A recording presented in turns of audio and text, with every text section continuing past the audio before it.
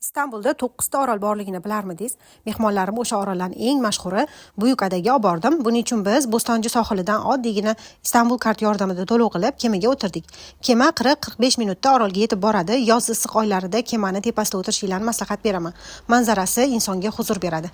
Kemada kichkina kafe bor, choy, kofe, salqin ichimliklar sotiladi. Yo'lda simit olsangiz chag'alaylarga berib video olasiz. Orolga yetib keldik. Turist va mehmonlarga kafe, restoranlar juda ham ko'p. Issiq bo'lgani uchun ko'p yurgimiz kelmadi. Xohlasanglar velosipedlarni arendaga olishingiz mumkin.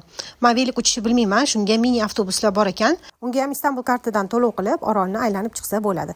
Charchadik, bitta kafega kirib o'tirib, dam olib, dengiz havosidan nafas oldik. Qarindoshlarimga bu joy yoqdi. Keyingi safarga ko'pchilik bo'lib oilaviy uy arendaga olib ko'proq qolishni mo'ljalladik. Keyin yaxshi, toza plyajga borish xohlovchilar uchun shu oroldan kemada xohlagan plyajingizga borib olasiz. Umumiy qancha rasxod ketganini kommentariyada yozib qoldiraman. Prosmotr uchun bo'lsa kattakon rahmat.